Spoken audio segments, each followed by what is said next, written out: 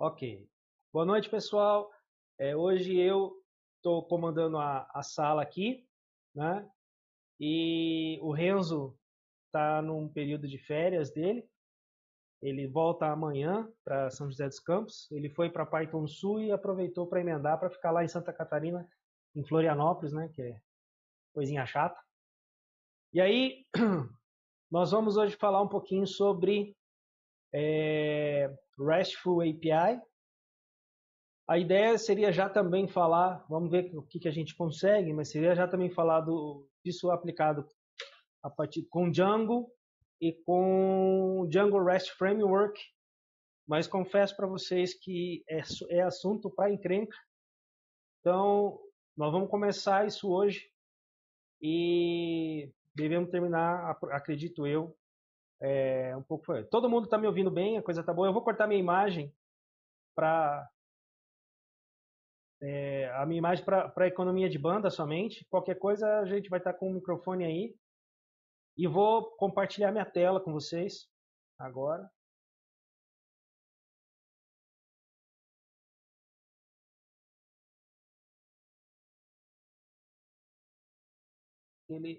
Eu vou, acho que... Vocês estão vendo o que aí? Estão vendo o Blue Jeans mesmo ou estão vendo o meu slide? Pode falar, gente.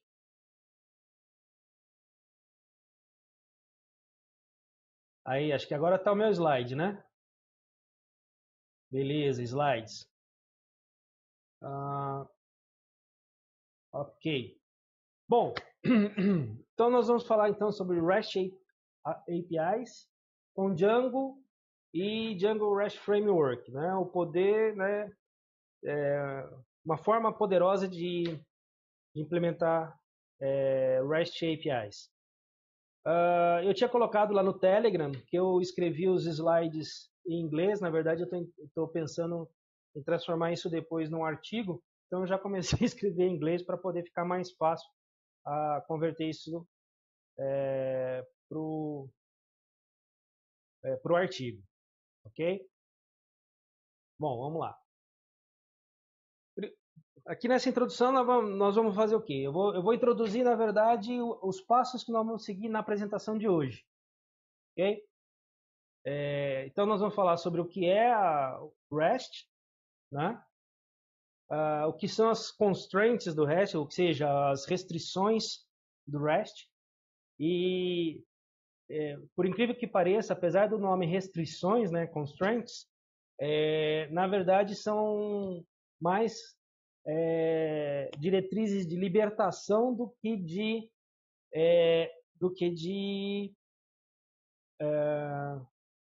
boa noite, Ali. São mais de libertação do que de te fechar mesmo, né? Não.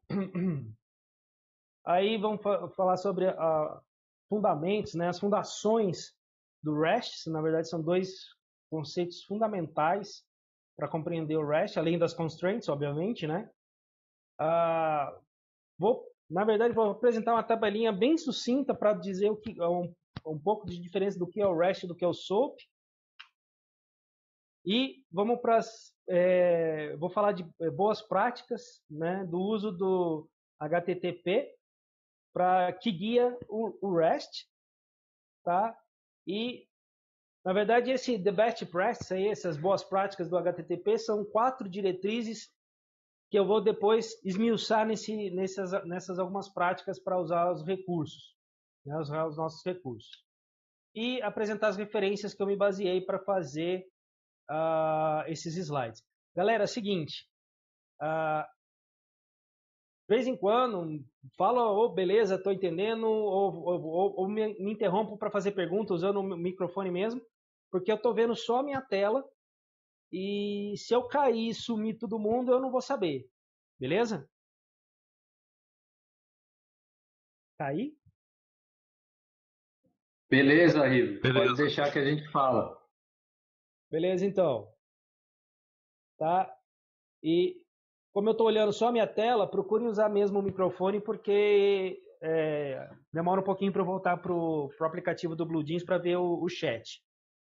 E outra coisa, não só nisso, né? Se tiverem dúvidas do que eu estou falando e tudo mais, podem interromper e fazer pergunta, que é para a gente bater papo. Eu só vou meio que direcionar a coisa, ok? Outra coisa, eu também estou estudando isso, então não é assim, eu não sou o suprassumo do sucesso em REST ou RESTful, né? Mas a gente vai trabalhando junto aí. Qualquer coisa é só gritar. Então, o que é REST? Esse termo, na verdade, ele tem origem na tese de doutorado do Roy Fielding, tá? Essa tese, inclusive, está nas referências nossas aqui. Depois eu vou disponibilizar esses slides também, tá?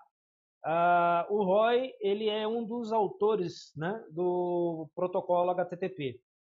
Então, dentre eles, acho que são 3, e o Roy Fielding, né, Roy para os íntimos, é um dos autores do protocolo HTTP. E o REST, ele vem dessa palavra, né, do estado ou transferência de estado representacional, estado de transferência representacional, depende muito como queiram traduzir esse representational state transfer, né? Pegando aqui as 2 primeiras letras do representational e depois ST do state transfer. Tá? REST ou RESTful? Bom, o que a gente está fazendo aqui agora, que é discutir sobre essas que a gente vai ver depois, são as constraints, ou seja, são as restrições, são as diretrizes e tudo mais, a gente está falando de REST. Quando a gente implementa uma API, a gente faz a programação, seja em Django, Python e Django, seja em Node.js, seja na linguagem que for, a gente está implementando, então, uma API RESTful. Tá? Então, basicamente, é trocar 6 por meia dúzia. Então, REST é quando você está falando da arquitetura e RESTful é quando você está falando da implementação propriamente dita dessa arquitetura. Ok? O Roy ele propõe, então, algumas constraints, algumas restrições que definem o que é essa arquitetura do REST. Vamos a elas. A primeira constraint é o client-server, né? Ou seja, cliente-servidor. O principal propósito dessa constraint é separar a responsabilidade de cada parte da aplicação, ou seja, a parte que é do cliente e a parte que é do servidor. Ok? E aí, o que acontece é que, fazendo essa separação, nada que concerne a interface do usuário ou estado do usuário, né, interfere no servidor e, com isso, o servidor pode ser mais... por exemplo, uma das questões é que ele se torna mais escalável. Então, por exemplo, a gente tem uma API, exemplo, o Twitter. Tem a API do Twitter. Tem o site do Twitter lá, tem aquela carinha do site bonitinho. Com sobrecarga de usuários que aconteça, o que vai acontecer do lado do servidor? Vai precisar escalar o servidor, subir mais servidores para dar conta do número de usuários. A parte do front-end fica intacta, ninguém mexe nela. Né? Não precisa mexer, por quê? Porque está separado cliente-servidor. Então, essa constraint, né, essa restrição cliente-servidor, ela vai auxiliar nisso. Né? Então, servidores e clientes, eles podem ser, inclusive, desenvolvidos de forma independente, porque um não depende, um não está atrelado ao outro de uma forma direta, né? Que se você mexer em alguma coisa no servidor, bagunça o cliente e vice-versa. Se mexer em alguma coisa no cliente, vai bagunçar o servidor. Então, não tem uma ordem de importância isso aí, tá? Eu estou colocando as constraints, né, as restrições.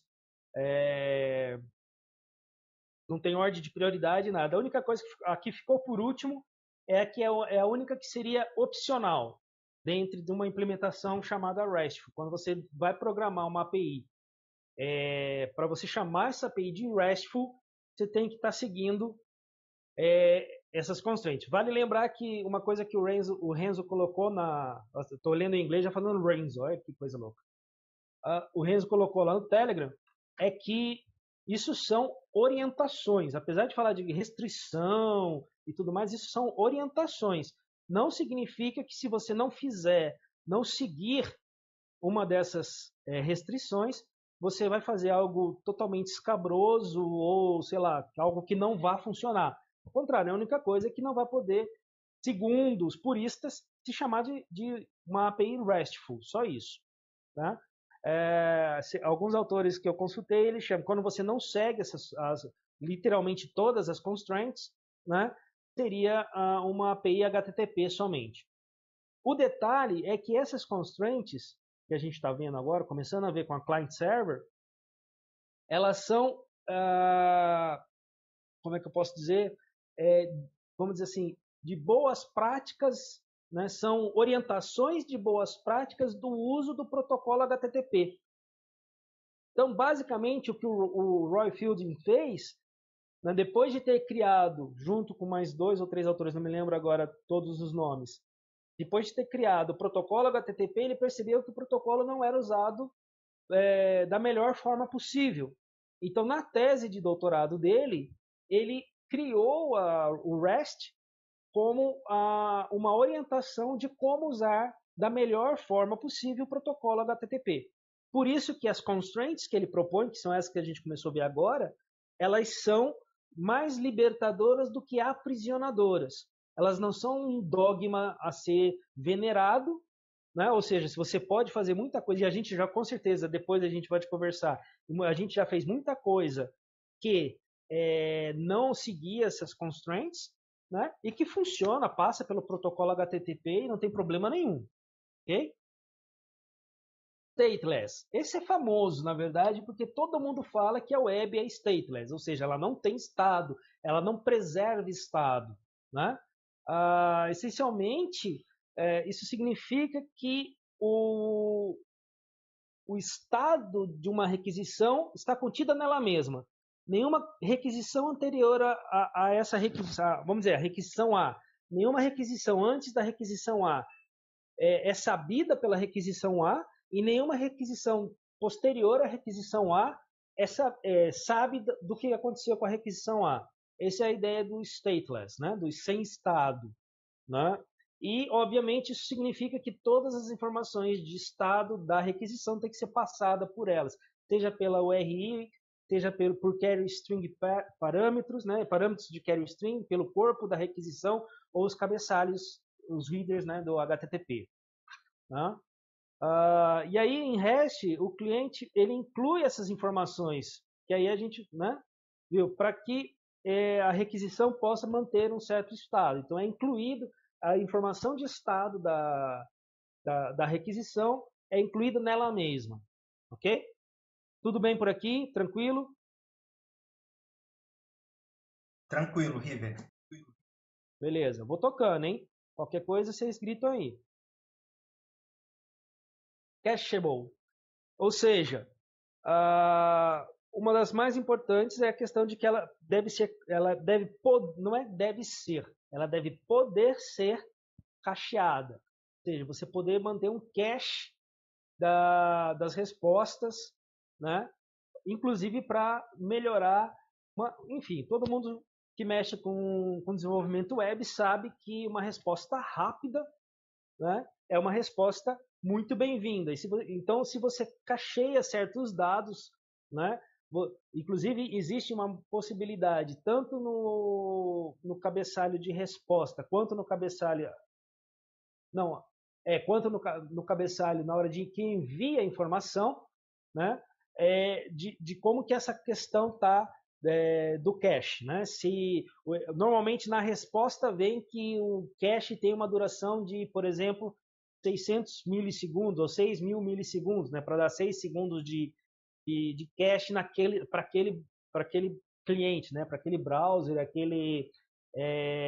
enfim, o cliente, vamos chamar sempre de cliente porque não necessariamente é um browser que vai consumir a API, né? Pode ser uma interface para celular, para até mesmo para desktop, mas que não necessariamente seja um browser. Então, o cliente, quando recebe a resposta, ele também pode receber, não que é obrigatório, uma coisa no sentido de que é possível fazer, né? É interessante isso, né? Apesar de, dentre as constantes, a gente ter só uma que é opcional, o cacheável é um poder. Né? Você pode cachear. Por exemplo, se você tem uma página estática, né? E você vai cacheá-la, né? Você põe ela no cache, manda, tal. Agora, se você tem uma página, é tranquilo, quer dizer, você não precisa fazer diversas requisições ao servidor, né? A parte que recebe lá do servidor, que recebe a informação, não vai precisar fazer muita busca a banco, enfim, muito processamento para devolver a resposta. Agora, se você tem uma página dinâmica, como uma página de notícias, o G1, enfim, outros sites de informação, lógico que você pode cachear as informações, só que aí o tempo de cache é bem menor para poder atualizar com mais frequência. Ok? Essa é uma das mais importantes das constantes. Elas têm toda a sua importância, não existe uma ordem de prioridade, tanto é que não coloquei ela em primeiro, mas a interface uniforme é extremamente importante. Né? Ela define, então, a interface em que vai fazer a interação cliente-servidor. Enquanto eu estudava, e aí se eu falar uma besteira muito grande, vocês me puxem a orelha, mas enquanto eu estudava, o que deu a entender é muito da ideia da interface da orientação a objeto, né? Quer dizer, você não tem acesso diretamente à classe, mas você faz acesso via uma interface. Então, basicamente, essa interface uniforme, o que ela vai fazer? Ela vai meio que ser um intermediário entre cliente e servidor. Por isso, a possibilidade de separar as responsabilidades, né? E ela tem 4 guias principais, né, que vamos dizer assim, que a determinam, não determinam, né, que a qualificam, sei lá, não sei se essa seria a melhor palavra. A primeira, e aí esse resource based, baseado em recurso, a gente vai ver lá na frente que o recurso é um dos principais, dos fundamentos do REST, né? O que é o recurso? Né? O recurso, eu vou ter uma outra definição também mais à frente, mas é tudo aquilo que a gente possa identificar com uma requisição usando uma URI. Né? E a própria URI, o significado agora me fugiu, mas assim, Resource Identifier, esqueci o que é o U agora da URI. Mas é a mesma coisa da URL, a diferença é que em vez de ser location, que é o do L, é identifier, né, que é o identificador do recurso. Então, o recurso é extremamente importante. Na verdade, tudo numa API, quando a gente vai trabalhar, tudo é voltado para a questão do recurso. A gente vai ver um pouquinho melhor mais à frente. Ok? A gente tem a manipulação dos recursos através das representações. Representação é outro conceito que a gente também vai ver mais à frente, que é extremamente importante. São os 2 conceitos fundamentais do REST, além das constraints, obviamente, que é o recurso, que é aquilo que a gente vai manipular, e as representações, que vamos dizer assim, que é por onde nós vamos manipular. Né? As representações são, de fato, né, são as informações, né, do recurso que a gente está consumindo, então, e que a gente pode modificar, deletar e etc. Ok?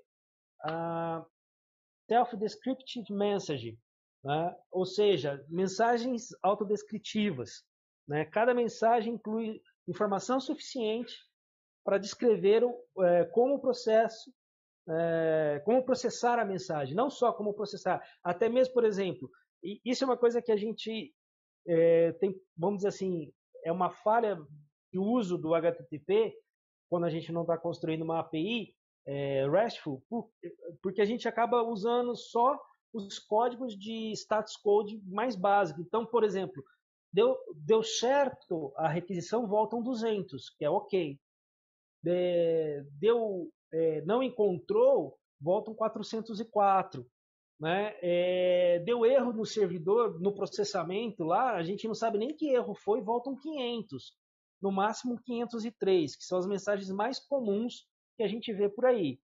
Beleza? Então, a ideia é que as mensagens elas devem ser autodescritivas, incluindo informação suficiente para que a gente possa entender o que está acontecendo. Até porque nem sempre quem está consumindo uma API é o ser humano. Né? Quando a gente fala do ser humano, o ser humano tem uma capacidade muito grande de pegar uma determinada informação, mesmo que quebrada, mesmo que faltando pedaço, vamos dizer assim, e construir uma ideia do que está acontecendo. Já um equipamento não, uma máquina não consegue fazer isso. Então, se quem consome essa API é uma outra máquina, então quanto mais detalhado for a ideia e detalhado não é detalhado exclusivamente no sentido de que tem informação suficiente que um humano possa entender. É usar direitinho as mensagens de erro para que a máquina possa saber o que está acontecendo. E nós também, obviamente. Né? E por fim, essa sopa de letrinhas que eles fazem, que é esse Hypermedia as the Engine of Application State, né? O HTOA, sei lá como é que pronuncia esse tá entre parênteses, que é a maneira de troca de mensagem que a hipermídia vai ser a possibilidade dessa troca de mensagem, seja no corpo no corpo da mensagem que está vindo, no parâmetro de query string, no request, né, no cabeçalho de request, e etc. Ou seja, entregar o estado para clientes, né, de forma que ele possa manipular aquilo ali. É muito interessante que muito disso daí dá a ideia do seguinte, por exemplo, eu faço a consulta, vamos dizer que eu faço a consulta sobre um determinado carro, né? Eu estou no site de carros, né? Eu coloco lá carros, barra o modelo do carro, por exemplo, BMW, na verdade é uma marca, né? BMW. Ele me volta todas as BMWs que tem dessa API, ele vai me voltar a listagem dessas BMWs. Só que, vamos dizer assim, cada nome volta como um link, eu possa clicar e ir para a informação daquele carro específico. Né? Vamos dizer que é Ferrari, aí eu tenho lá uma F50, eu clico no F50 e vou para a informação. Essa troca de mensagem por hipermídia que esse HTOAS aí, sei lá se é assim que pronuncia, está querendo dizer. Confesso para vocês que esse é o conceito, para mim, que foi mais difícil de captar, ok? Mas tendo essas constraints, né, e acho que por fim, não é no fim não, isso não é as constraints, isso aí é aquilo que rege a Uniform Interface, né, ou seja, a interface uniforme. Tendo esses 4 conceitos aí bem delineadinho para a gente trabalhar, depois fica tranquilo de implementar, pelo menos a ideia é essa, né? Ficar tranquilo para implementar uma API qualquer que a gente precise fazer. Sistema em camadas, né? O sistema em camadas, então, ele vai consistir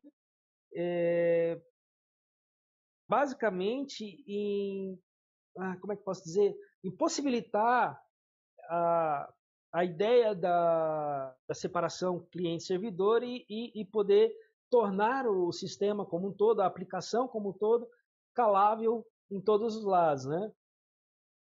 E também reforçar, né, dar mais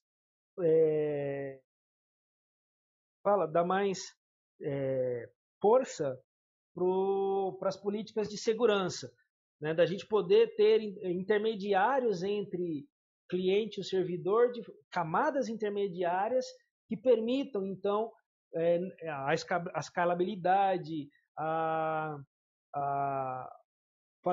implementar um load balance, enfim, tudo que for necessário para que a gente possa tornar a nossa API segura, mais segura, também, como é que fala? Tem a questão da segurança, mas também tem a questão da estabilidade, né? De ter estabilidade da API, ou seja, tem várias camadas que possam ser usadas para controlar então, nossa API, né? E esse é o único que é opcional, que é o código por demanda, né?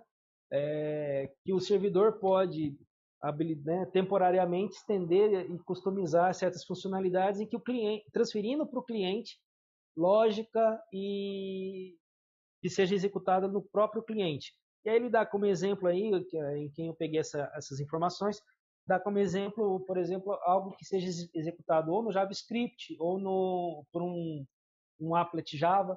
E eu fiquei muito na cabeça isso, a ideia de, por exemplo, quando a gente faz aplicações reativas, né, que hoje está na moda essa palavra, usando um Vue.js ou um React, um Angular, em que você tem implementações reativas e então alguma parte da lógica de apresentação e de busca dos dados está no cliente, está do lado do cliente, não necessariamente do lado do servidor.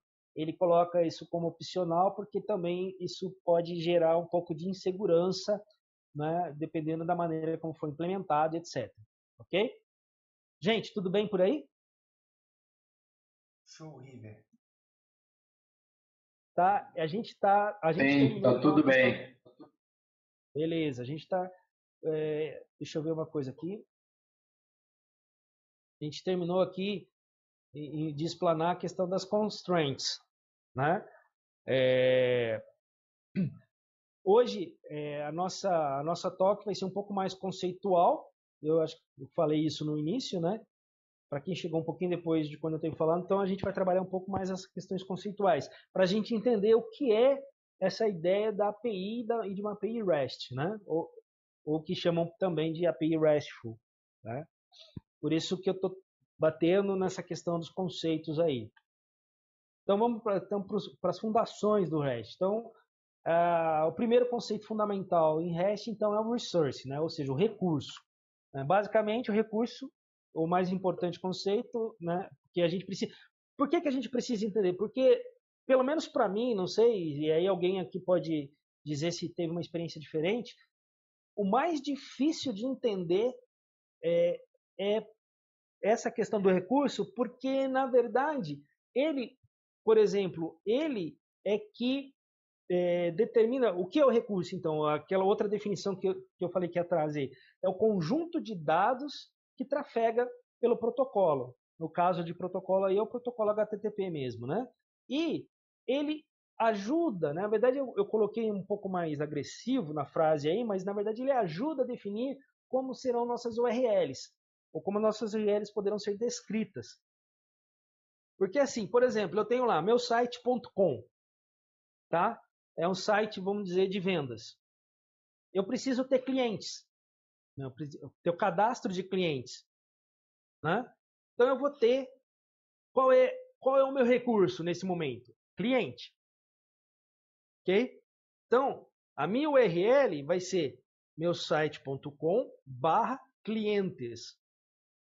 Quando eu acesso isso, eu estou fazendo um get, aí a gente vai ver um pouquinho melhor isso lá na frente. Estou fazendo um get para a URI/clientes.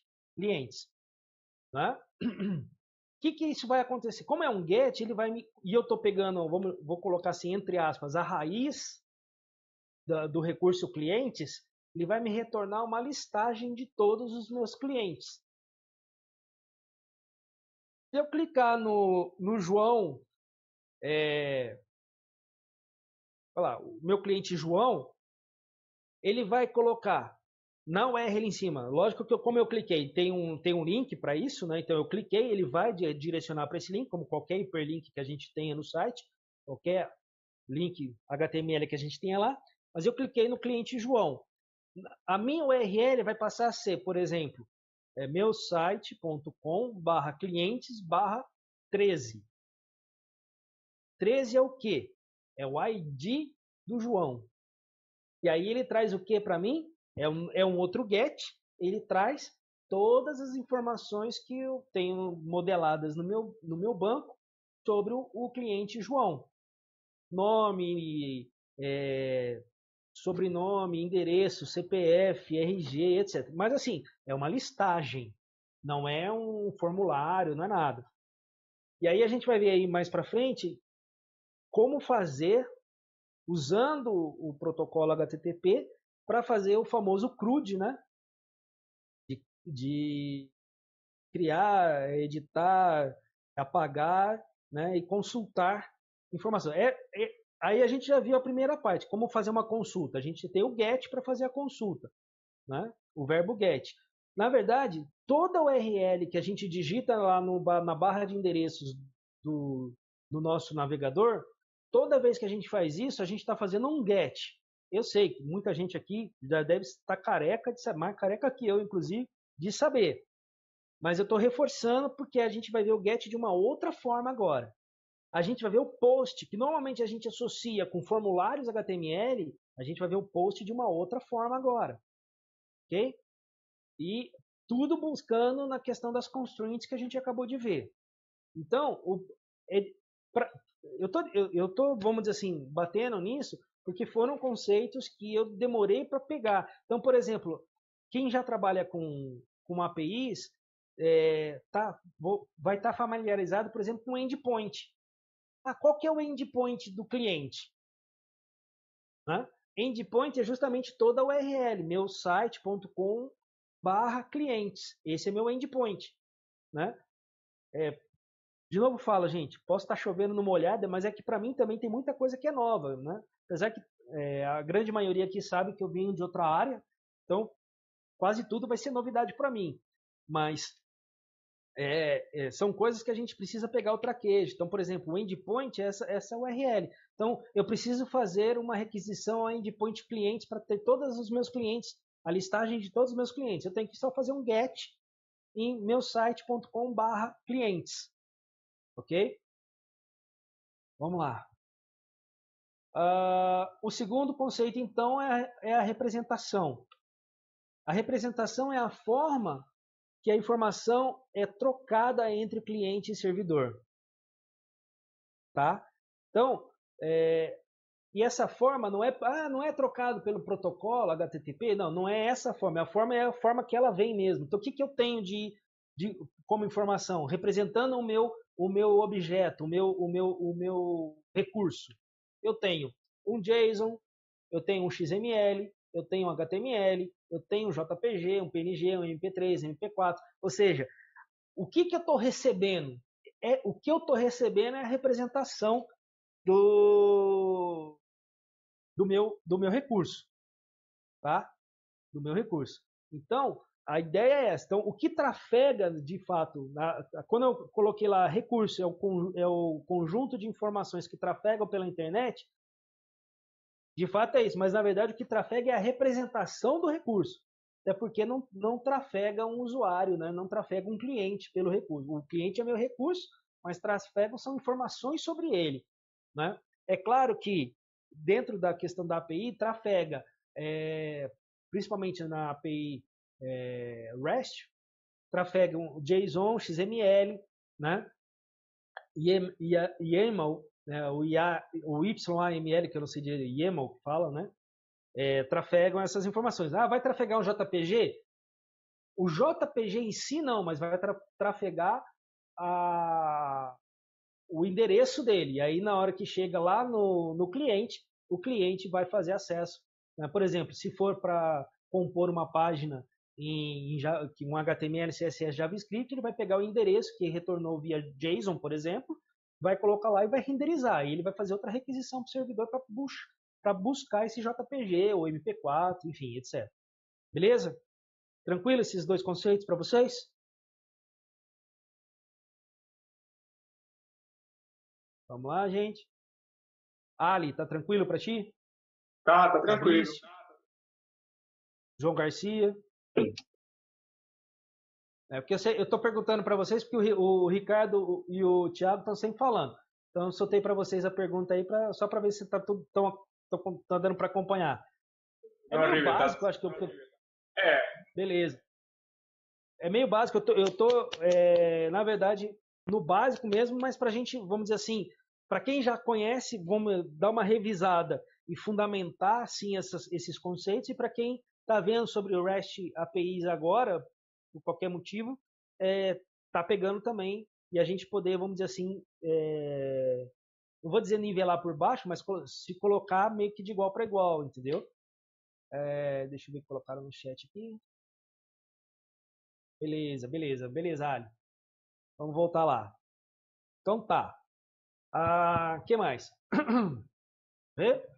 Vai lá, ele. REST versus SOAP. Também é uma coisa que sempre pegam, né? O que é melhor, o que é pior? Eu não vou falar o que é melhor nem o que é pior. Vou falar qual a diferença que existe entre eles. Primeiro que REST é um modelo de arquitetura. E SOAP é um protocolo.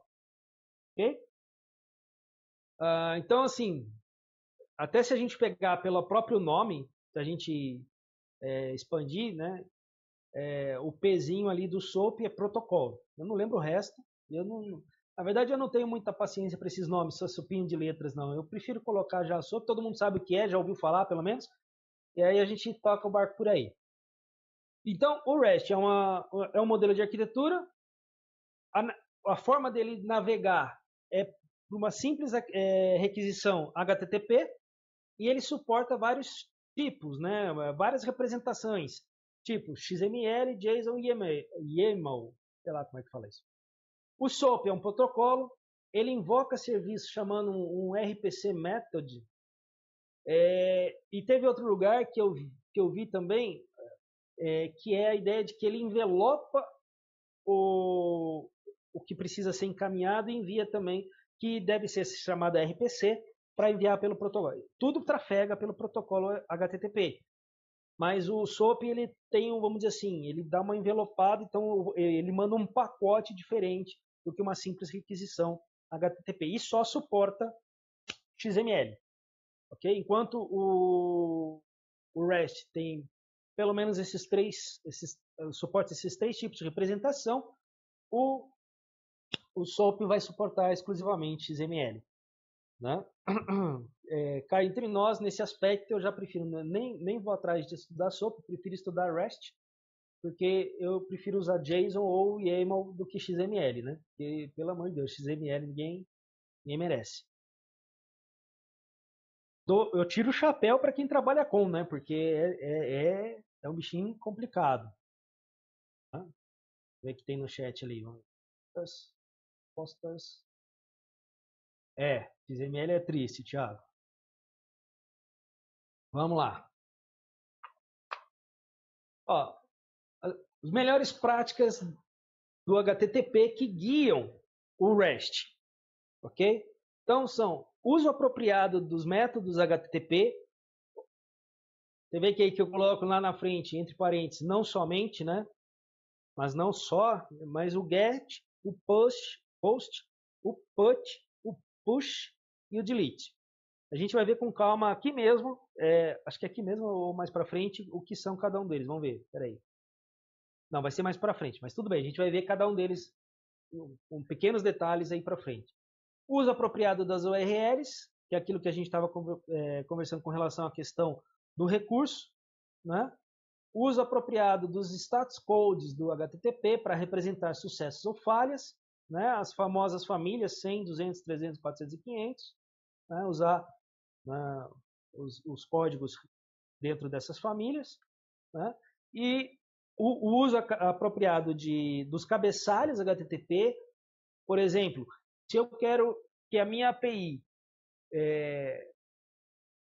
não é que a minha API, na verdade, não. Se eu quero tratar, por exemplo, que eu tenho uma API RESTful e eu tenho, no mínimo, duas formas de representação. Vou colocar as três formas da representação. Vou voltar aqui um pouquinho. Opa, aqui. Essa XML, JSON e YAML. Eu não sei, eu falo e-mail nesse negócio aí. Né? Quando a minha API, ela pode enviar como resposta qualquer uma dessas três representações. XML, JSON e YAML, ok?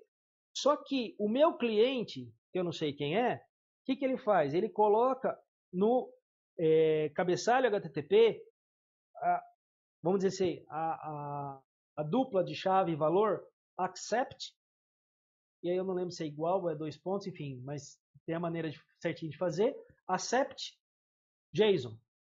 Por mais que a minha API devolva as três formas de representação, como ele solicitou aceitando somente JSON, ela vai devolver o JSON. Ela não vai devolver outra para ele. Ok? E, inclusive, tem maneiras de você colocar, por exemplo, eu aceito JSON com 09. Eu aceito YAML com 08. E aceito XML com 0,1. O que é isso? 0.1, 0, enfim.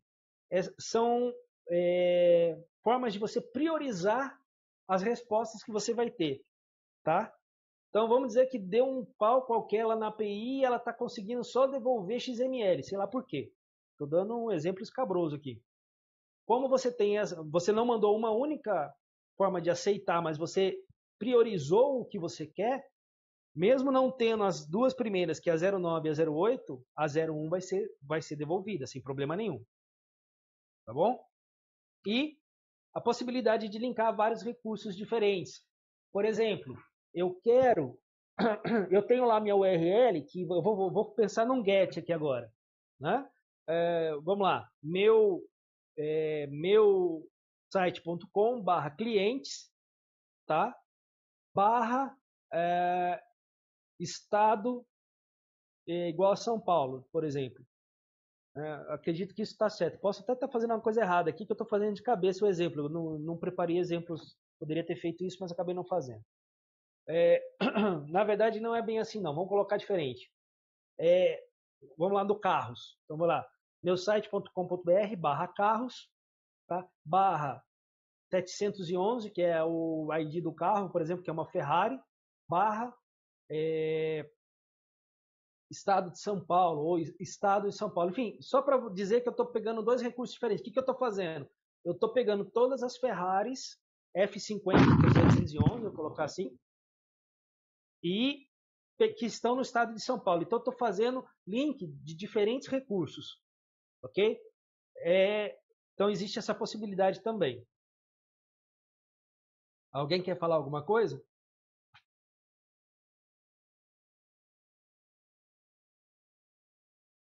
Com relação ao uso dos recursos, sempre usamos nomes, não usamos verbos, que a gente está sempre acostumado. Então, lá, eu vou colocar lá para fazer o get, então, em vez de colocar /cars, como está aqui, eu coloco, por exemplo, meusite.com/getcars, né? Da ideia de pegar os carros, listar os carros. Não precisa. Use nomes, preferencialmente. Agora é uma questão de preferência, né? Cada um faz do jeito que achar melhor, mas mantenha sempre um padrão. Se você acha que tem que pegar os recursos no singular, beleza. Se você acha que mas use tudo sempre no singular. Se você acha que é melhor no plural, coloque no plural, mas use sempre tudo no plural. Nunca faça misturas. Por exemplo, cars e estado, não estados. Estados de União Federativa. Tá? Estado de São Paulo, Estado do Paraná. Eu penso sempre, e aí é minha opinião particular, em sempre usar os nomes no plural, porque sempre o primeiro recurso que eu tenho é a listagem de todos, que é o que está ali, /cars, retorna no get, é um read, ele retorna a lista de todos os carros. Né? E se eu tenho /cars /711, que é o ID, ele retorna um carro específico. Né? Aí o post ele vai criar, o propósito do post é criar uma nova instância de carro, então ele vai mandar as informações do carro para o servidor vai mandar isso para o banco para criar. Né? O put, veja que o post ele não tem um método, na verdade o servidor reconhece o post como método aqui se você passar o ID, mas ele não é um método permitido. Ele vai retornar sempre um erro 415 de método não permitido, porque o post, apesar do servidor reconhecer o método e o que é para ser feito, ele não é permitido fazer porque você não cria. Normalmente o ID é criado lá pelo banco. Tá? Essa é a ideia. O put, que é para fazer o update, se você passa para o /cars, ele faz um update book, ele vai atualizar tudo de uma vez. Vamos dizer, você quer colocar que todos os carros agora são vermelhos, você passa essa informação para o recurso cars e ele vai fazer alteração em todos os objetos do banco, em todos os carros que estão registrados no banco. Já se você passar com o ID, obviamente ele vai pegar o carro específico. É a mesma coisa para o delete, né? Ele vai deletar todos os carros que estão no banco ou deletar um carro específico. Ok? Algumas práticas do uso de recursos, os métodos HTTP. Já vê que está aqui com 2A aqui no título, porque a gente vai ter pelo menos mais acho que uma ou dois slides com os métodos. Então, as melhores práticas em REST é o uso apropriado, né, do que a gente viu lá atrás, o uso apropriado dos métodos HTTP, GET, POST, PUT, PUSH e DELETE. Lógico que a gente está falando desses especificamente, são os mais utilizados, acredito eu, nesse aspecto, principalmente porque eles estão relacionados com o CRUD, né? Com o CRUD. O famoso GET, que eu venho falando já tem um tempo, que ele vai te retornar ou uma lista de todos os objetos, né, do teu recurso, ou um objeto específico, se você passar o ID na requisição. O POST é o método utilizado para criar uma nova instância, né, do objeto no recurso, no nosso recurso. Então, lá no exemplo anterior da tabelinha lá do carros, você vai passar um POST para criar um novo carro dentro do banco de dados. O PUT, que é usado para fazer a alteração, né, e já vou pôr os dois juntos, o PUT e o PUSH, eles fazem isso, eles fazem alteração de dados do recurso. Qual a diferença? O PUT, você tem que passar todos os dados, então se você tem lá 10 campos com relação ao seu cliente, para fazer alteração usando o PUT, você tem que passar todos os campos para ele. Mesmo que você não vá alterar certo campo, você tem que passar aquele campo com a informação que já estava lá, porque ele precisa, vamos dizer assim, a ideia dele, né, a maneira dele ser implementada de alterar todos os campos, mesmo que a alteração seja substituir 6 por 6, exemplo. O push não, o push é um método similar ao put, só que ele faz a alteração parcial dos dados do objeto específico. Então você consegue lá, você tem os 10 campos do teu recurso, lá por exemplo, do cliente, mas você precisa alterar só o telefone, você usa o push, vai lá, altera só o telefone daquele usuário, daquele cliente, né? E o delete, obviamente, aí é para deletar. Lembrando que ele pode deletar todas as informações do banco, no sentido do recurso, né? Se você jogar um delete, fazer uma requisição de delete no cars, por exemplo, /cars, vai deletar todos os carros, ou um carro específico que você queira deletar, você faz a requisição delete com /cars, /711, por exemplo, para fazer a deleção, então, do recurso, né, do objeto específico lá. Uma coisa muito importante, o GET não é usado, o GET, mesmo com parâmetros parâmetros de carry, né, que pode ser passado por ele não é usado para alterar estados de objetos. Ok? Então, a gente usa o push, o post, o put, o push ou o delete para fazer alterações de estado nos nossos recursos, né? Então, erro comum é usar algo como isso. Por exemplo, eu quero ativar o carro, né, tornar ele ativo para ser, por exemplo, para estar na página de vendas, né, e eu coloco get /cars /o ID ou um parâmetro ou /activate, como se fosse passando, enfim, uma informação para ativar. Não, isso não é feito. Tá? Então, se faz isso, isso não seria, então, uma boa prática do HTTP e, portanto, também não interessante para o REST. Então, não é uma boa prática. O GET é um método usado exclusivamente para retorno ou da lista de todos os objetos ou um objeto específico.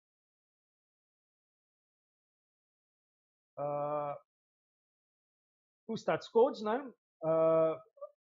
Ele provê nas minhas referências eu tenho um link pro Mozilla Developer Network, o MDN, de uma página do MDN, da Mozilla, com os códigos HTTP do status code do protocolo HTTP, todos eles lá. Aqui a gente vai falar de alguns, né? A gente não precisa de todos eles.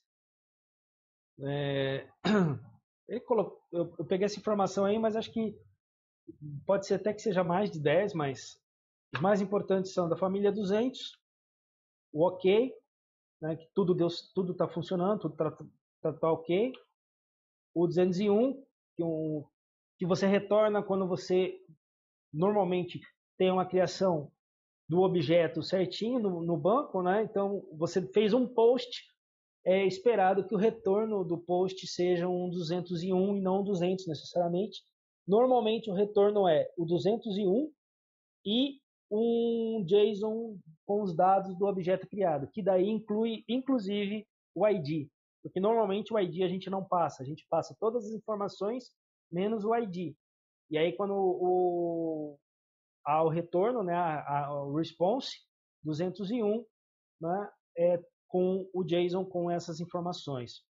E o 204, que é o que foi deletado com sucesso. Tá? Família 300, a gente tem o 304 de Not Modified, é quando o cliente usa cache. Então, na verdade, a gente está usando o cache. Quando ele faz a requisição, volta o Not Modified, então ele apresenta a mesma informação que está no cache já lá no cliente. O bad request, né, de preferência, quando uma requisição é inválida, né, ou não pode ser servida, e de preferência mandar, né, uma mensagem de erro explicando o que aconteceu, né? Tipo esse exemplo, né, o JSON não é válido, enfim, alguma coisa que identifique para o usuário o que aconteceu e por que ele está recebendo esse bad request. O 401 de não autorizado, né, significa que precisa de autenticação, né? Precisa estar logado para acessar a informação que está querendo ser acessada. O proibido, né, ele é interessante, né, que é muito parecida essas duas mensagens para mim, pelo menos. O servidor aqui, ele entendeu a requisição, mas ele não deu acesso, o acesso não é permitido por algum motivo, né? E aí ver como que você trabalha com uma dessas duas informações. Não foi permitido. Apesar de ter esse forbidden aqui, não é esse que volta, por exemplo, quando você acessa, você faz um post tentando criar um novo objeto passando o ID, né, como a gente viu na tabelinha lá atrás do cars, né, dos carros. 404 é o famoso not found, né? Essa é uma das mensagens mais conhecidas. A 200 também é conhecida, só que a gente nunca enxerga, né? A gente só vê o site quando ele está bonitinho na tela. Então, se o site está bonitinho na tela é porque deu 200, né? E a gente nunca enxerga isso. Nunca enxerga essa mensagem 200. Mas a 404 é famosérrima, né? Todo mundo já tomou um 404 aí quando está navegando na internet. 405, que é um método não permitido, que é aquele referente lá do tentar fazer um post com ID, né? Indicando então que o método é conhecido pelo servidor, mas ele está desabilitado ou não pode ser usado. E o 422, que é a entidade não processada, né? Por exemplo, houve um erro na formatação da imagem, ou um campo obrigatório não foi passado. Por exemplo, você mandou, por exemplo, olha que interessante, você manda um post, um dos campos é obrigatório, e você não manda esse campo no corpo do post, para, por exemplo, criação de um carro. Por exemplo, o número de portas é obrigatório e você não mandou o número de portas. A ideia seria, então, voltar um 422. E, obviamente, né, gente, voltar também uma mensagenzinha que a gente viu lá nas constraints, a ideia de mandar, principalmente na interface uniforme, de mandar uma mensagem para que a pessoa que está trabalhando com a API saiba o que está acontecendo. Lembrando que a gente está vendo isso aqui tudo no sentido de que nós vamos dizer assim, estamos adquirindo background para construir uma API e não para consumir uma API. Tá? Qual a diferença? Consumir a API é, por exemplo, eu ter lá uma chave do Google ou do Twitter, melhor do Twitter do que do Google por enquanto, e eu quero acessar os meus tweets lá e colocar no meu site. Tá? Então, todas essas mensagens que a gente está vendo aqui, da família 200, 300, agora 400, já vão estar programadas lá, e se você fizer uma requisição errada, por exemplo, tem um campo, a famosa API Kion é um campo obrigatório que tem que estar, de alguma forma, sendo enviada para eles lá. Se você manda e ele não tem, ele pode... Na verdade, ele vai te dar essa mensagem de não autorizado, né? Mas aqui a gente está vendo o que nós temos que fazer para que a nossa API tenha conformidade e esteja trabalhando de acordo, né, para que o nosso cliente, seja um cliente mesmo, aquele que está pagando a nossa conta, ou seja, um browser, o cliente browser, está consumindo a nossa API, saiba como tratar as informações, entendeu? Da família 500, na verdade, das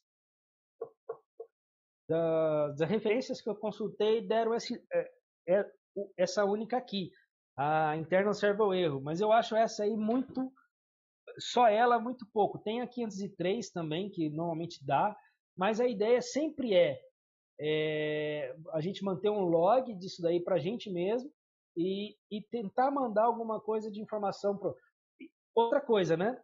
De preferência, erro 500 é para desenvolvedor, né? E não para cliente. Então, erro 500, de preferência, não dá erro 500 para o cliente. Mas isso, muitas vezes, quando nós estamos no processo de desenvolvimento, para nós mesmos, a gente ter uma coisa mapeada dentro da questão das mensagens de erro de servidor, erro interno de servidor, seria interessante manter. Gente, estou muito básico, está muito chato, sei lá, vocês estão tudo quieto aí. A gente está quase terminando, na verdade, já está dando 1 hora e eu estou faltando uns 3 slides. Acho que eu praticamente terminei aqui. Essa primeira parte eu terminei. Lembrando o seguinte, a gente pode agora conversar. Deixa eu só mostrar para vocês. De novo eu falo, eu vou passar esses slides. Então, por exemplo, aqui tudo é link, né, que vocês vão poder procurar. Vocês estão vendo meu mouse? Sim, River, dá para ver. Sim, tá beleza. Beleza. Então, assim, essas que estão mais marronzinho aqui, são links, então, para que vocês possam acessar a informação, né? Deixa eu ver aqui. Esse último aqui é um curso que tem na Udemy sobre isso. E eu não sei se ele está gratuito ou não, tá? Tem um tempo já que eu fiz e eu acho que eu comprei ele. Mas peguei aquelas promoção de reais, R$19, sei lá. Deixa eu ver aqui. Só para mostrar para vocês. Trocou minha tela? Oi? Trocou minha tela? Eu tô vendo você navegar aí. Beleza, tá no HTTP Response Status Codes, né? Isso. Tá, só para mostrar para vocês, esse aqui é o MDN, né? O Mozilla Developer Network. Eu deixei o link lá para vocês nas referências. Mas assim, todas da família 100 são 3 mensagens. Família de sucesso tem outras, por exemplo, aceito. Tem enfim, tem vários aqui. Ele traz a explicação. Inclusive, dá para a gente aqui embaixo. eu ver se aqui dá. Aham. Dá pra gente mudar ele para o português Brasil. Vamos ver se ele vai mudar tudo. Né? Tá dizendo que a tradução está incompleta, mas qualquer coisa, não tem muita coisa traduzida não.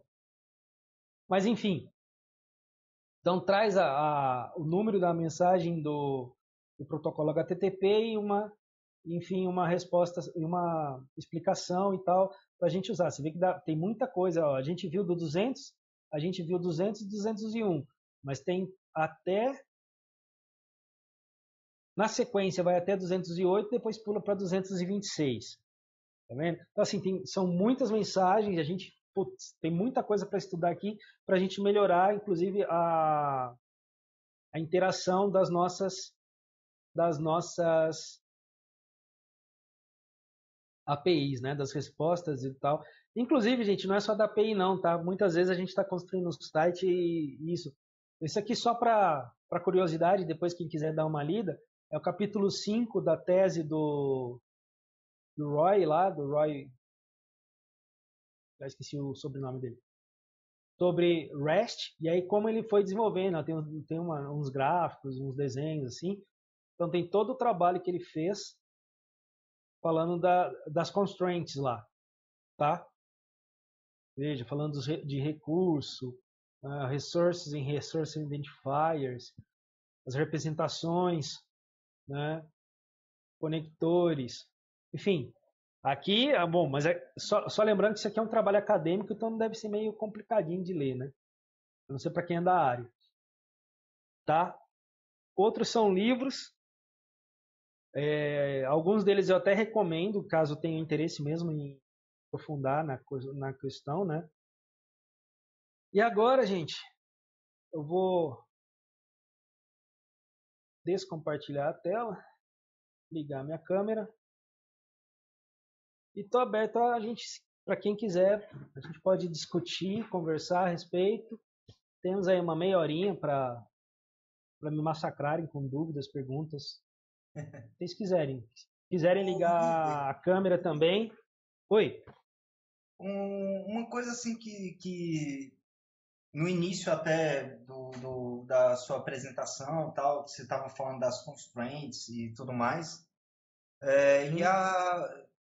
isso até parece sim meio que só uma orientação, né? Como se fosse uma boa prática para a construção de uma API, né? Mas não necessariamente obrigatório. Lógico que para você se enquadrar naquilo, né? Como uma RESTful, por exemplo, você tem que atender alguns requisitos, né? Mas não que o fato que você entregue alguma coisa assim que não seja uma API, né?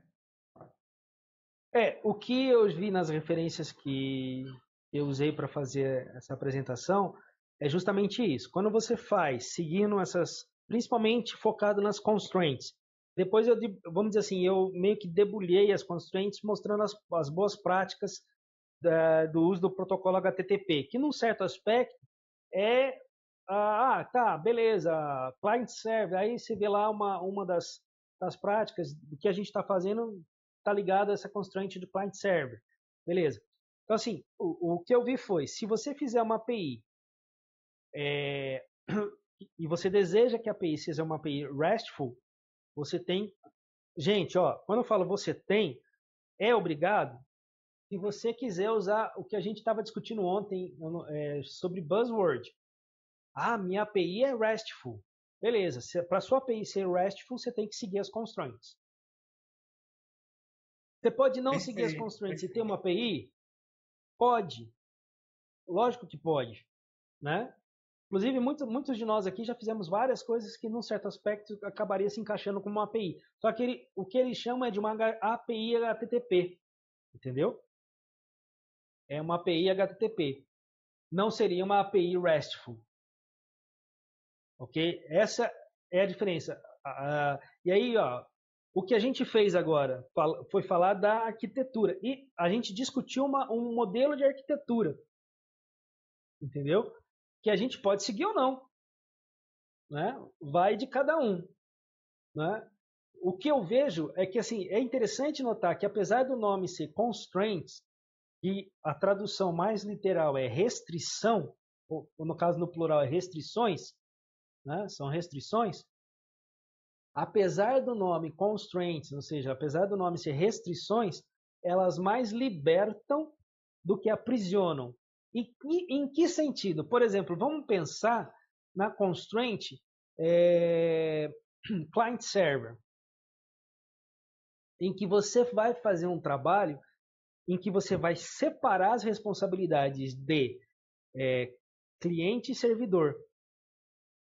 Isso vai te dar, vamos dizer assim, vai te amarrar mais ou vai te liberar mais? Entende a minha pergunta? Veja, você trabalhando com client-side, eu vou pegando só uma constraint. Client server, não client-side. Client-side é o lado do cliente. Pegando só essa constraint, que é a constraint client server. O que ela diz? Que você tem que trabalhar de forma a separar as responsabilidades. Uma coisa é o que vai ser do lado do cliente, que pode ser HTML, CSS, JavaScript, que pode, no lugar do JavaScript, pode usar jQuery, que no lugar do jQuery pode usar React, que no lugar do React pode usar Vue.js. Pode ser uma aplicação mobile, que vai consumir os dados da sua API, que no final das contas, o que a API faz é manipulação de informação, manipulação de conjunto de dados. O recurso é um conjunto de dados que podem ser manipulados. Você pode consultá-los, né? Você pode alterá-los, você pode apagá-los e você pode criar um. Então, num certo aspecto, a API vai fazer isso. Lógico que você pode ter APIs que façam coisas maiores, né? Mas a gente está falando do basiquinho, fazer um CRUD via API. Mas depois que você domina isso, para dar o próximo passo, você já dominou a base, dá mais um passo, é tranquilo. Então, quando você segue essa constraint, essa restrição, olha que restrição, separar servidor de cliente. Né? Essa liberdade. No final das contas é mais liberdade. Porque, por exemplo, acontece o seguinte, você está lá, vamos dizer, olha só, você tem, como eu dei de exemplo, você tem o Twitter, você tem, do lado do cliente, você tem aplicações mobiles, aplicações móveis que acessam o Twitter, você tem várias aplicações, não só o site do Twitter, mas várias aplicações desktop que acessam o Twitter e aplicações web também, né? Não só o site. Que, por exemplo, eu usava, logo que eu comecei a usar Twitter, faz tempo, já isso foi 2009, né? Eu usava como é que era o nome daquela aplicação? Era uma aplicação desktop, não era TweetDeck, não? TweetDeck, exatamente. Eu usava o TweetDeck, quer dizer, que é uma aplicação desktop que usa para interagir com o Twitter, né? E hoje, por exemplo, não uso tanto, mas uso de vez em quando eu vou usar Twitter mesmo, eu uso o HotSuite, que é mais ou menos o que era o TweetDeck, só que versão web, que você usa pelo browser, certo? E você tem o próprio site do Twitter. Agora imagina se você não tem isso separado, né? E o que é o cliente, o que é o servidor, né? Lembra, o começo do Twitter, o que mais tinha era a baleinha na tela. Tava baleando.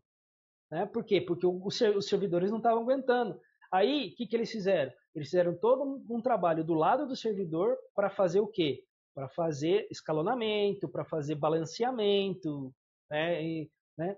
Até aquela coisa de camadas que a gente falou também, que é uma outra constraint, o que ela vai fazer? Você vai ter uma camada, né? Você vai ter uma camada que vai fazer a distribuição de tráfego. Então, por exemplo, chega uma requisição e fala, essa aqui vai para o servidor 1. Chega outra requisição, essa aqui vai para o servidor 10. Chega outra requisição, essa aqui vai para o servidor 8, sei lá. Então, assim, essa é a ideia também da questão da camada. Eu sei que eu fiquei meio enrolado naquela das camadas, esse exemplo eu estava procurando ele na minha cabeça e não veio, ele veio agora. Né? Mas essa é uma forma da questão da ideia daquela constraint de camadas. Entende? Então, o fato de seguir ou não seguir as constraints é óbvio que é uma questão de opção. Né? Mas, o que acontece? Quando a gente usa, a gente acaba tendo mais liberdade. Né? Por incrível que pareça. Pelo menos eu tenho percebido isso dentro do que eu estou fazendo, né? River, na verdade, dos estudos que eu estou fazendo por enquanto. De separação da parte de back-end ou front-end da própria API e tal. Por exemplo, um formulário, uma verificação de um campo, se é e-mail ou não, necessariamente, então, ele não precisaria nem bater na API, né? Ele poderia ser feito isso no cliente ou não. Essa na verdade, já se tem, né? Na verdade, num certo aspecto, já se tem. Lógico que, não, até onde eu sei, não dá para se fiar 100% só nele, mas o que você tem? Por exemplo, hoje você tem no form, você tem um campo no input lá, você tem que o tipo é e-mail, então ele já vai, se você colocar alguma coisa que não seja no formato de um e-mail, já vai ter problema, né? Ele não vai deixar passar, o próprio formulário vai barrar, isso está do lado do cliente. Você pode fazer verificações por JavaScript. Lembra que a gente comentou? Quer ver? Deixa eu achar aqui. A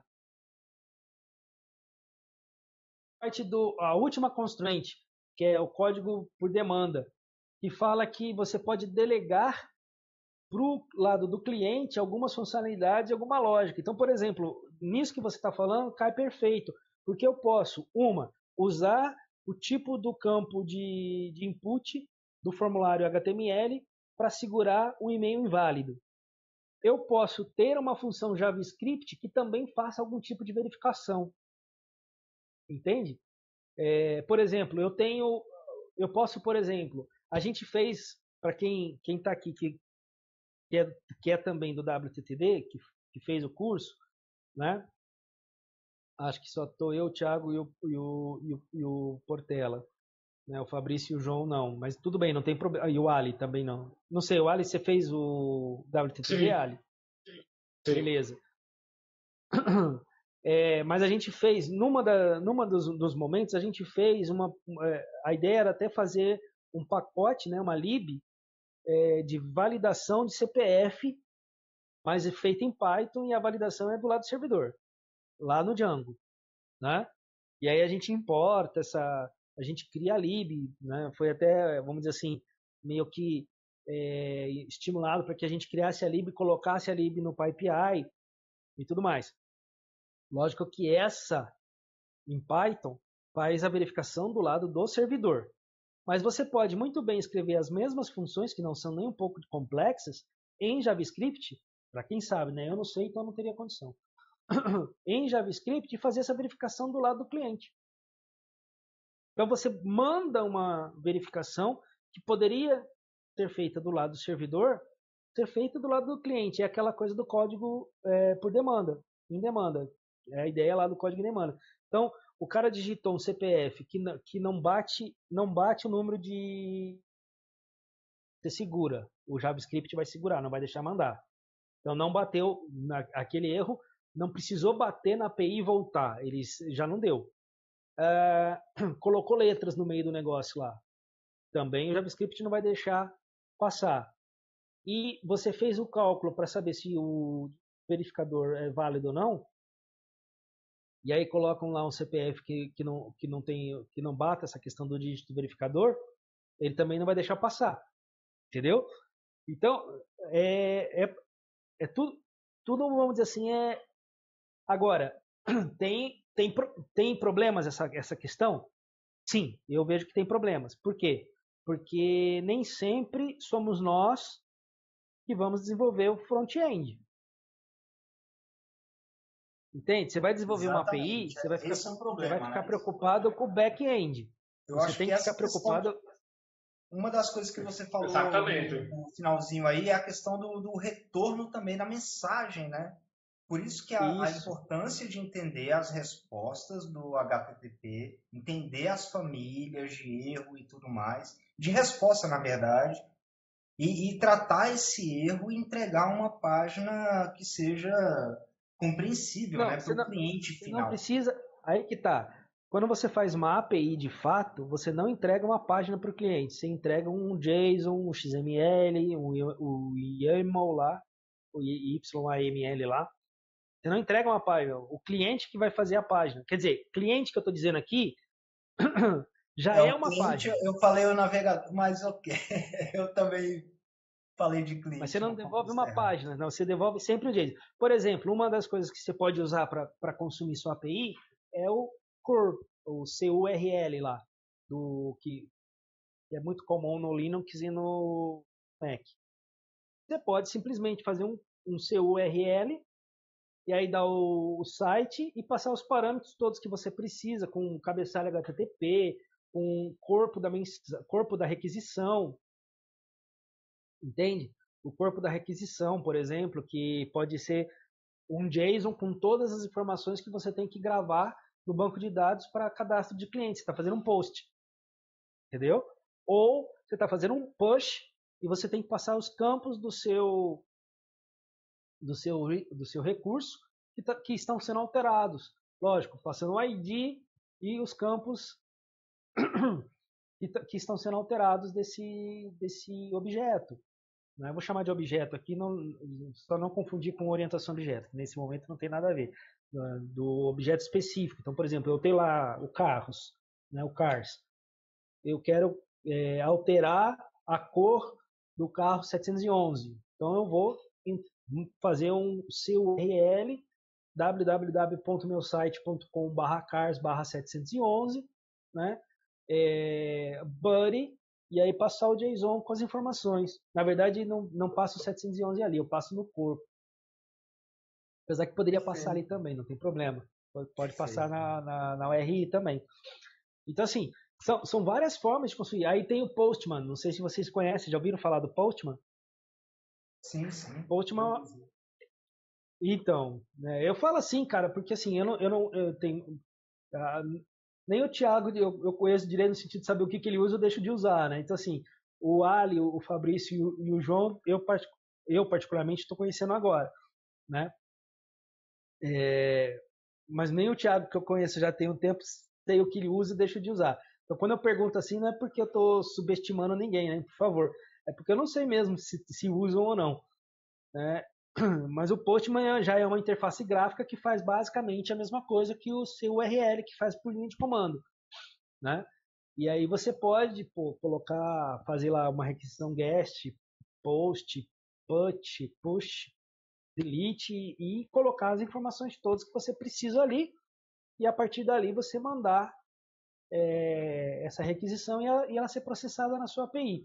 Então, assim, a ideia... Vamos pensar assim.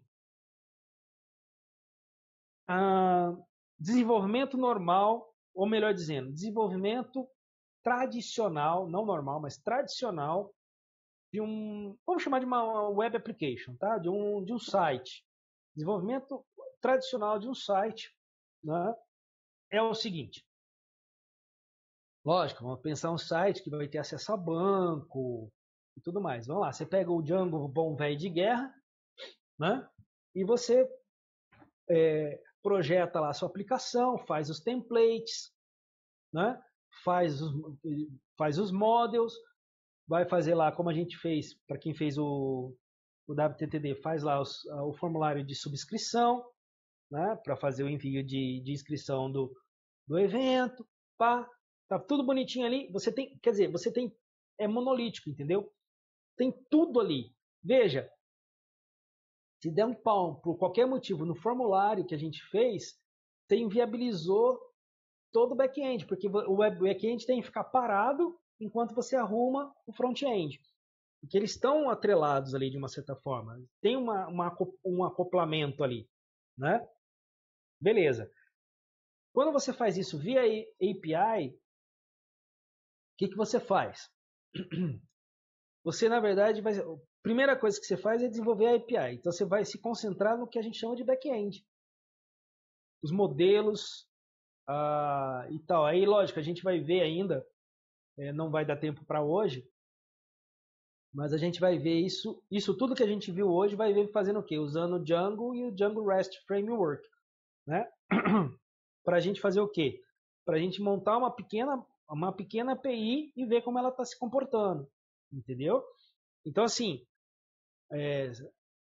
pelo menos essa é a minha ideia, né? Da gente fazer isso. E aí, o que acontece? Você vai criar um template para... Não, a gente não tem template na API. A gente vou tem... entregar um JSON no máximo, né? Exatamente. O que a Vue vai fazer então? Ela não tem que renderizar? Não, ela tem que devolver o JSON. Ela tem que chamar, vamos lá, vou colocar assim, posso estar falando nomes, termos arquiteturais errados, mas ela vai chamar a função e vai retornar o JSON, acabou. Na verdade, a gente vai ver que o que ela chama é um serializador. Serializador. Né? A gente cria, em vez de fazer faz a view, a gente tem o models, a gente tem a view e a gente tem um serializer. E dentro desse serializer, isso já é a implementação do Django REST Framework. Dentro do serializer, a gente faz todo o processo. Às vezes, num negócio de 5 linhas, você já tem praticamente o CRUD feito. Sabe? Vai depender do tamanho do modelo, né? do model. Né? Se o model tiver muitos campos, aí tem que ser um pouquinho mais. Mas é super tranquilo de mexer, super rápido, para você entregar, vamos dizer assim, entregar valor com velocidade. Então, assim, e aí, mas como é que vai ter o consumo disso? Aí a gente testa com o seu URL, o HTTPy, também é por linha de comando, e o Postman, para fazer uma interfacezinha gráfica. Ou mesmo, né? E aí que o Django REST Framework é interessante, ou mesmo pelo browser, né? Só que em vez dele renderizar o Django admin do jeito que a gente está acostumado, ele renderiza de uma forma um pouco diferente. Mas no final das contas é a mesma coisa. A diferença é que ele vai mostrar JSONs ali pra gente, mas você vai poder inserir coisas, deletar coisas, consultar e alterar sem problema nenhum, né? Deixa eu ver uma coisa aqui, espera só um pouco. Se eu conseguir abrir uma coisa que eu estou pensando aqui, eu compartilho a tela e mostro uma APIzinha funcionando. Fica mais interessante quando a gente mostra o código, né?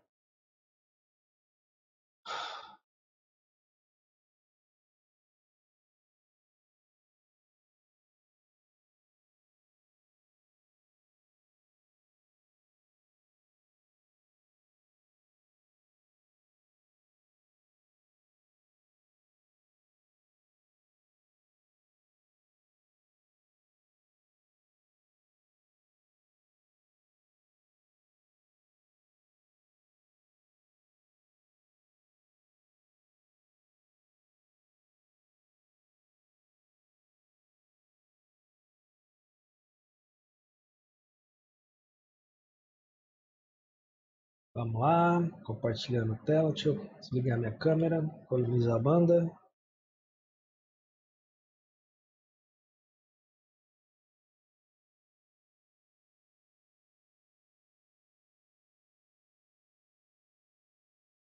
Estão vendo meu PyCharm? Sim, River. Sim. Beleza. Bom, eu vou mostrar aqui Aqui é o Django, puro e simples, tá? E aqui eu tenho, na verdade, o Django puro e simples tem meus models aqui, tá? Essa aqui é a API que eu fiz para teste da Olist, tá? Aí, esse aqui é o pulo do gato, são os serializers, né? Então, quando eu faço aqui os serializers, quando eu faço a requisição vai... Deixa eu pegar minha view aqui.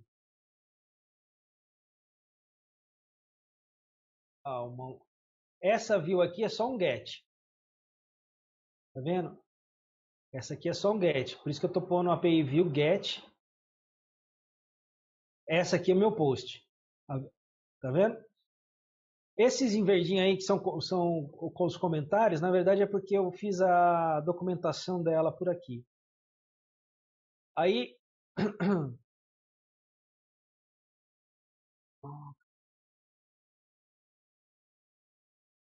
ó como é que fica. Isso aqui também faz parte da questão de boas práticas que a gente acabou não vendo ali, mas assim, por exemplo, API é o nome que eu dei para o meu resource. Na verdade eu dividi, né? Eu coloquei ele é uma API e coloquei aqui V1 de versão 1. E aí eu tenho bills, né, contas, call starts, né, início de chamada, e call ends, fim de chamada. Veja, no plural, né? Aí os nomes delas aqui tá aquela coisinha mais ou menos da URL do Django. Aí, quando ele chama, por exemplo, a API call start, deixa eu ver se eu tenho que inicializar o banco, que daí eu testo e a gente vê ela funcionando.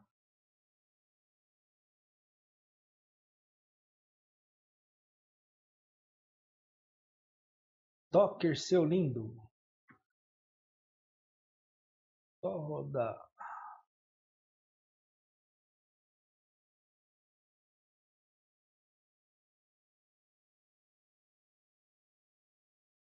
Para ver se não está nada quebrado. No server test fundado. Depois eu vejo isso. Vamos rodar o servidor.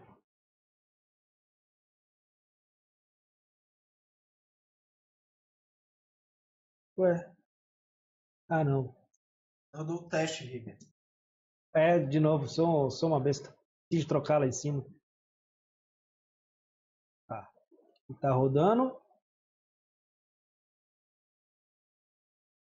Veja, como eu usei aqui nos meus serializers. Foi aqui? Não, foi nas views. Isso aqui,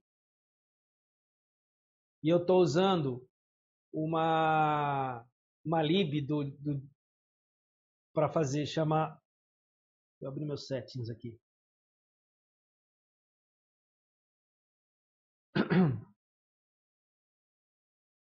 Cadê? Swagger? O Swagger. Isso aqui. Swagger Settings. Quando eu abro o servidor, ele já me traz a documentação. Ó.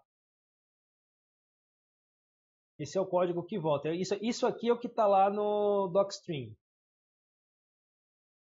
Tá? Agora, deixa eu ver uma coisa. Vou abrir o Postman. Postman.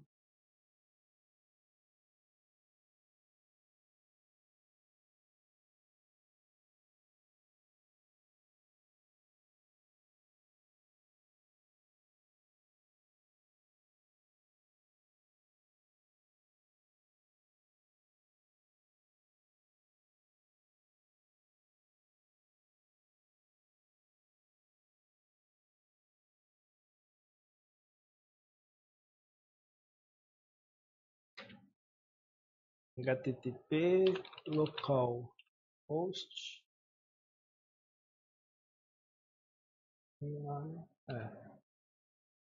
barra API barra v1 barra call parts. Eu estou fazendo um get, a ideia é que ele me retorne pelo menos. Vamos ver se vai ter alguma coisa no banco.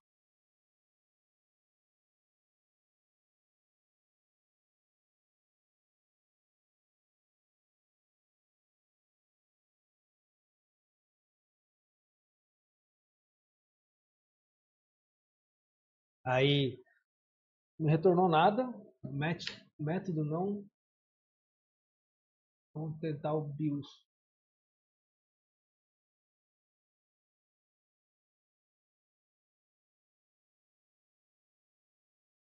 Ah, tá. Vamos fazer uma coisa agora.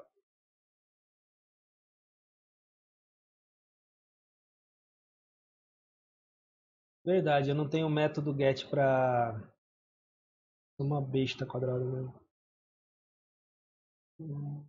Call start model, call record model, call end model.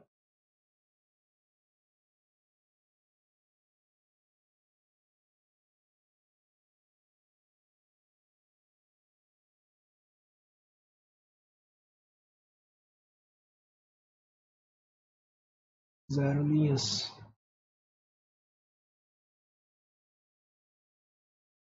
Tá. O que está acontecendo é o seguinte, eu estou tentando fazer um retorno dele lá, mas eu preciso criar, eu estou sem...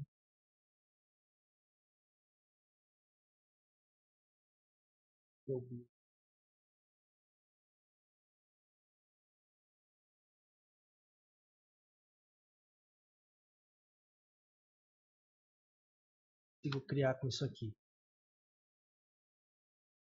Post starts, buddy.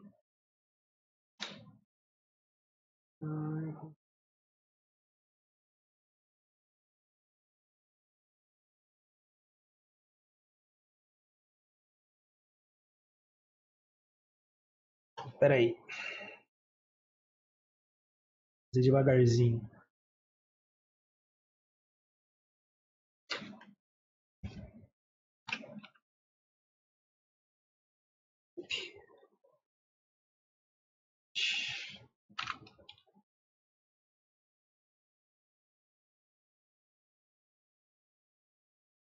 Tem que copiar, tem jeito. Timestamp.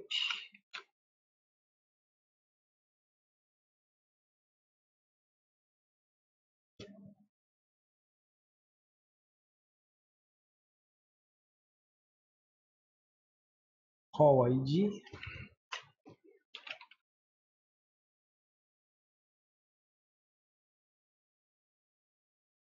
Vale lembrar o seguinte, toda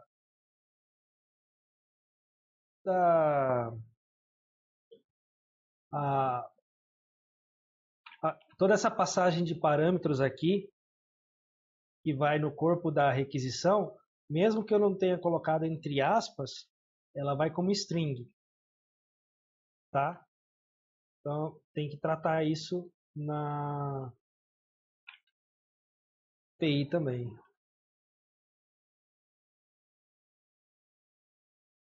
Vai dar certo.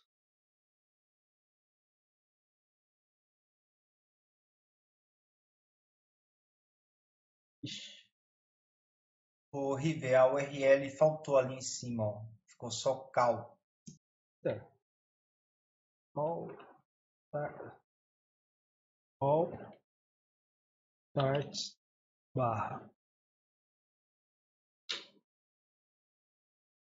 Aí, veja aqui, ó, header. Não. Ele tinha que me trazer. Ah, não, tá aqui. Tá vendo aqui? Ó, a mensagem 201 created. E no corpo da mensagem que ele me traz de volta, ele tem aqui os dados que foram passados como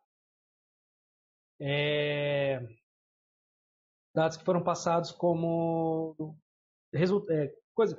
E aí, quando vem aqui, agora eu pego aqui, start Call start. Eu faço uma pesquisa no banco e ó, ele está aqui, tá vendo? Tá me acompanhando? Sim, sim. Então, a ideia é essa. A ideia é essa. O que acontece? O model está aqui, lógico que eu tenho os tratamentos que eu faço, por exemplo, eu tenho esse class method aqui que eu faço e tudo mais, que é uma coisa um pouco mais complexa. Mas basicamente eu tenho o model que define por exemplo, define o start model, que é foi o que eu criei agora. Os dados que eu passei e gravei no banco foi desse aqui, né? Quando a URL é chamada, veja, eu chamo a URL do call start, tá? Ela vem aqui para view, o meu call start, ele é um post. Por isso aquela hora deu erro, porque eu estava tentando fazer um get, mesmo que agora, que mesmo tendo informação, eu vou tentar fazer um get, ele me dá, ó,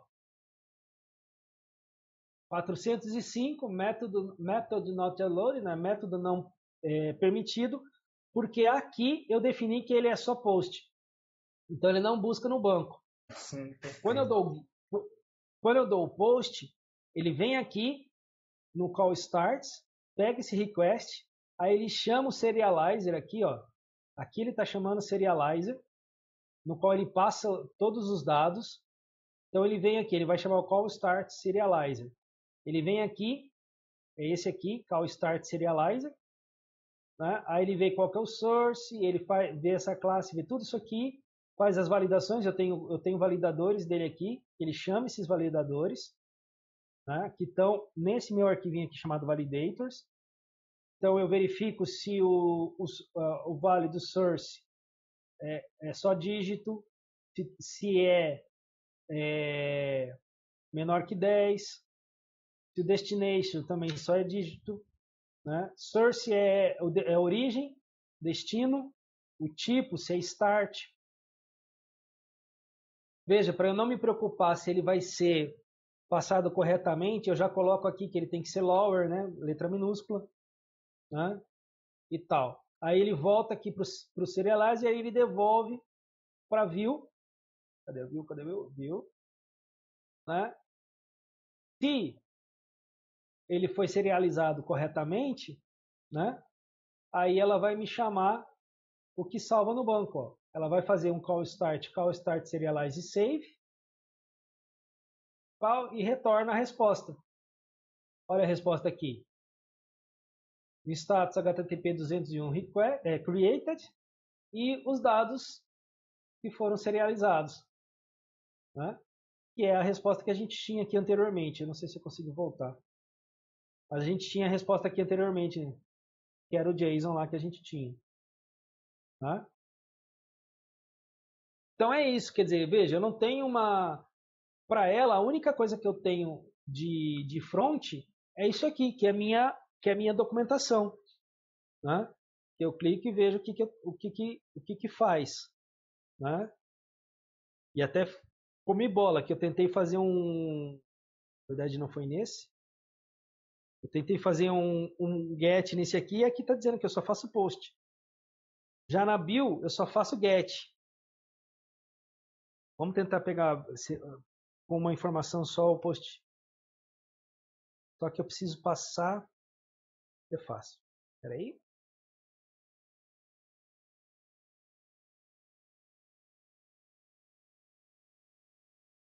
O start, eu preciso passar o source.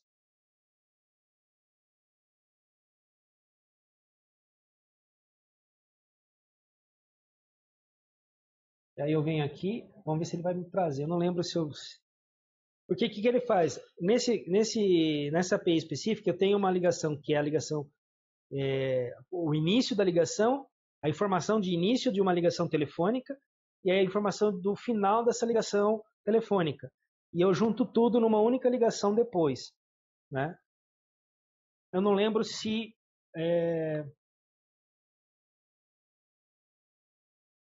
Droga.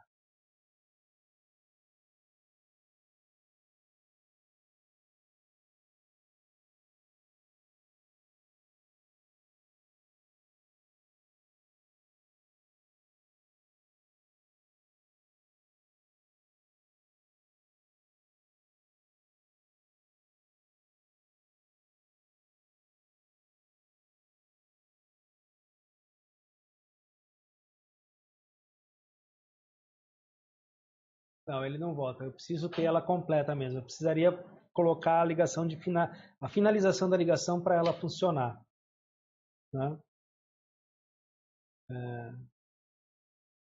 Ou deixa eu ver uma coisa aqui.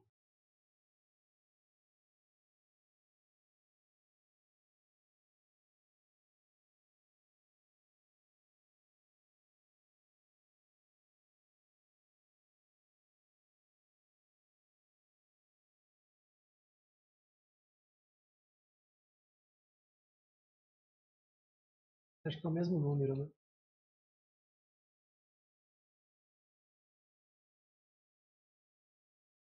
É o mesmo número.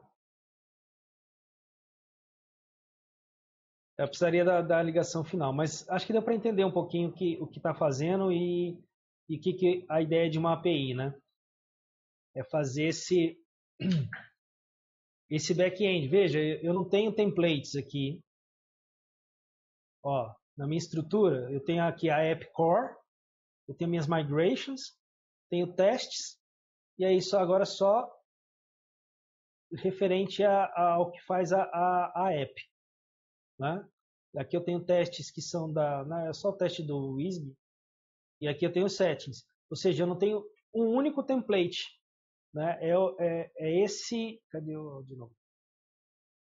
É essa configuração aqui que eu faço no settings que me gera, droga, que me gera esse front aqui, tá? Deixa eu ver uma coisa. Aqui eu acho que eu não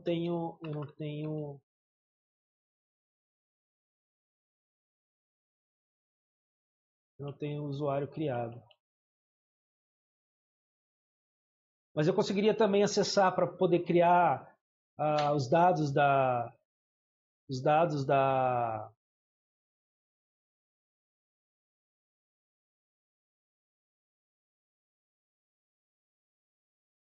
vocês.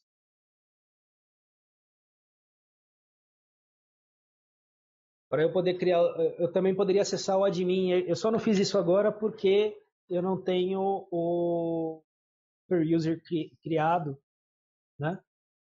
Mas é isso, gente. Assim, lógico que agora o que eu passei com relação ao Django ali foi só rapidinho para ter uma ideia da, da, da construção da API, mas a gente pode, a minha ideia é ter um outro encontro que a gente fale disso, para a gente começar a aprofundar, criar uma do zero mesmo, sabe?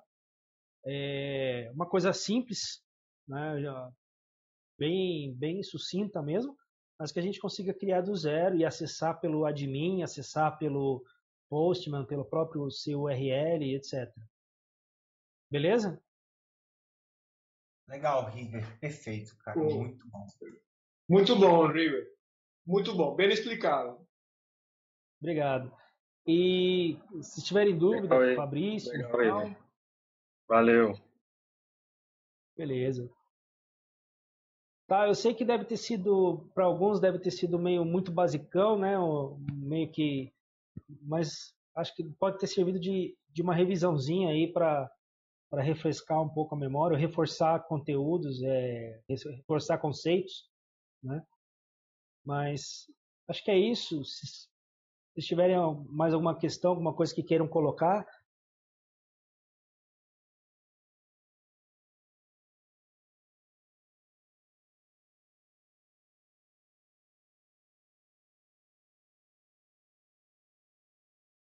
pode falar, gente. Eu só sou feio, não mordo, ainda mais pela internet.